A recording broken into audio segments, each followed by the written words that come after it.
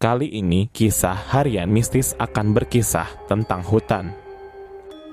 Di ujung timur Pulau Jawa, terdapat sebuah kawasan hutan lebat yang dikenal sebagai Taman Nasional Alas Purwo.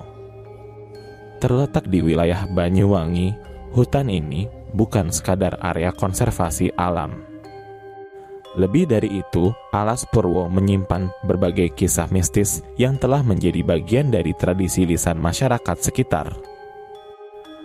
Bagi sebagian orang, hutan ini adalah tempat yang suci, tempat bertapa para leluhur dan petapa sakti. Namun, bagi sebagian lainnya, Alas Purwo adalah kawasan yang penuh misteri, tempat di mana batas antara dunia nyata dan dunia gaib menjadi begitu tipis. Salah satu kisah yang paling sering dibicarakan adalah tentang orang-orang yang tersesat di dalamnya.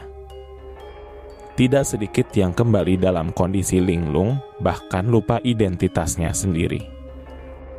Di antara sekian banyak cerita pengalaman yang dialami oleh Raka, seorang fotografer muda dari Surabaya, menjadi salah satu kisah nyata yang paling menyentuh dan menggugah rasa penasaran.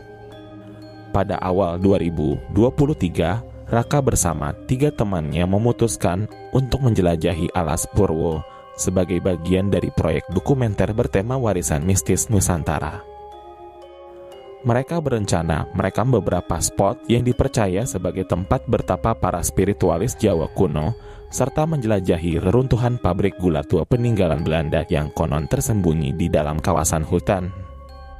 Perjalanan mereka dimulai dengan lancar.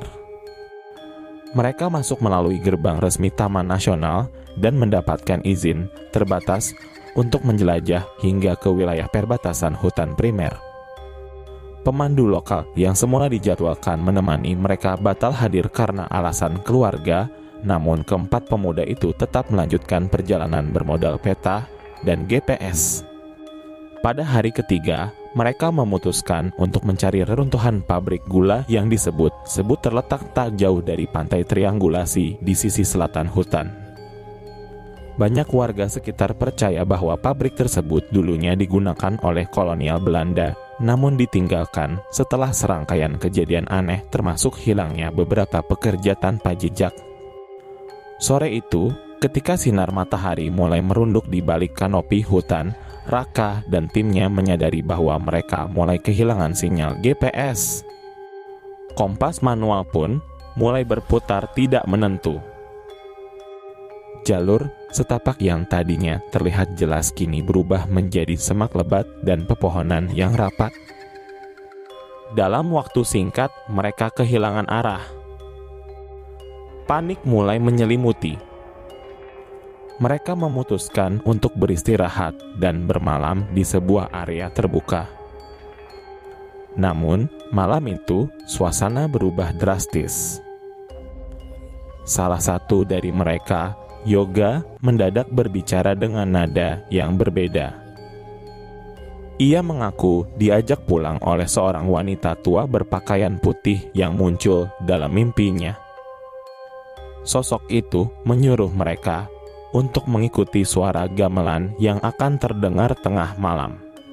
Raka, yang awalnya menganggap hal itu sebagai mimpi biasa, mulai curiga karena Yoga bersikeras mendengar suara gamelan itu secara nyata.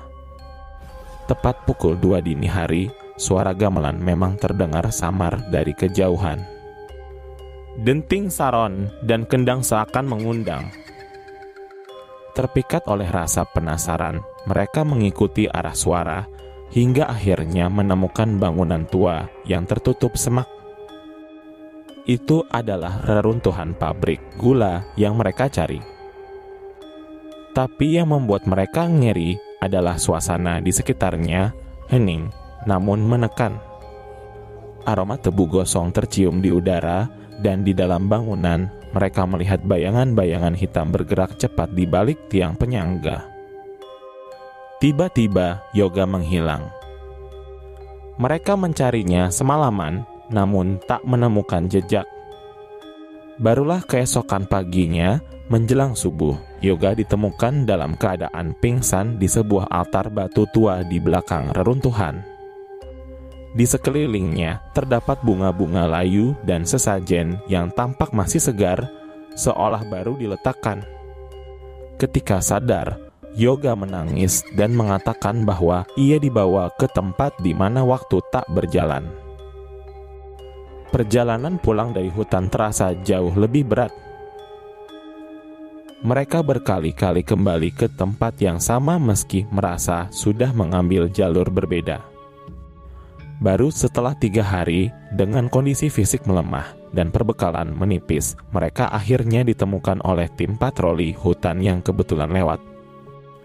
Anehnya, menurut catatan petugas, mereka hanya hilang selama 2 hari.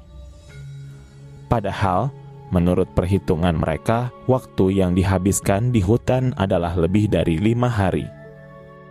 Setelah kejadian itu, Raka memutuskan untuk menghentikan proyek dokumenternya.